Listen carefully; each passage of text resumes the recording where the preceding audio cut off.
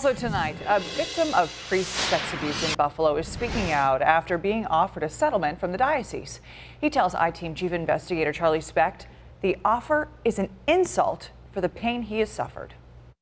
Michael Whalen started the tsunami of cases here in Buffalo. Michael Whalen was the first sex abuse victim to step forward in March and say he was abused by Father Norbert Orsolits in the 1980s. I'm not afraid anymore. I want to let my voice be heard. Since then, claims have been filed against more than 100 priests. The FBI is investigating, and other victims have been offered hundreds of thousands of dollars in reparations. But Whalen was shocked to find out the diocese has offered him less than $50,000 for his pain and suffering. What they offered me just re-victimized me because it was so low. And my life was ruined by this man. Whalen and victims advocate Robert Hodson say the payout wouldn't come close to covering his years of therapy and rehab for drug and alcohol problems after the abuse. And make no mistake, Michael's abuse was horrific. There wasn't anything that in any way would cause anyone to think that Michael Whalen was not viciously abused. 7 Eyewitness News has obtained internal documents that show that more than a dozen people have now come forward to say they were abused by Father Orsolits. The documents also indicate that church leaders knew about Orsolits' behavior earlier than they originally let on. In March, diocesan lawyer Terry Connors was asked a simple question. Terry, in the early 80s when the reports came in on Orsolits, at that time, why didn't the diocese go to the cops? The reports that we received were, I think the first one, I don't have the chronology in front of me, but I don't think the first one was received until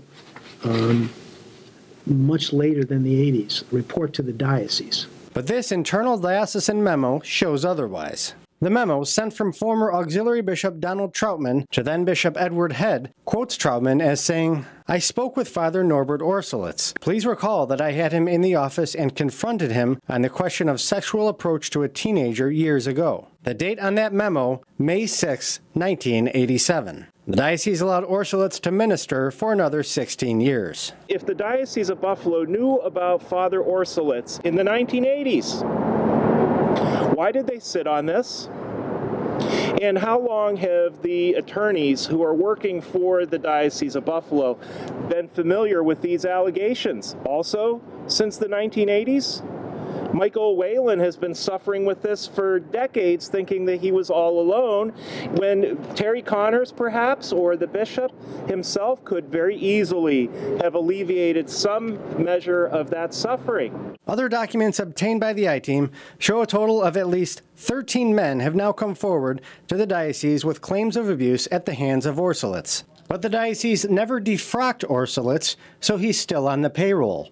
The church cut these checks for the accused pedophile, including one from earlier this year. And I fight tooth and nail to pay my bills and to pay my mortgage, to make sure that my kids are fed. And like I say, if it wasn't for my kids helping me out, my girls, it would be tough on me. Whalen says he can't even afford to fix the shingles that blow off his roof in the winter. I don't have the money. I got 9 cents in a checking account. After paying bills, I have 9 cents. And while Bishop Malone pledged to sell his mansion to compensate abuse victims, Whalen was outraged upon learning the bishop spent $200,000 to renovate his new home. I mean, that would help me. That would help me to fix my house. So it really hurts. It really disgusts me that happened, and that's happening. Now, Whalen plans to reject the offer and hopes to file a lawsuit against the diocese if the Child Victims Act is passed next year. We did reach out to the diocese, to Terry Connors, and also to Bishop Troutman, and we did not hear back. For the I-Team, Charlie Specht, 7 Eyewitness News.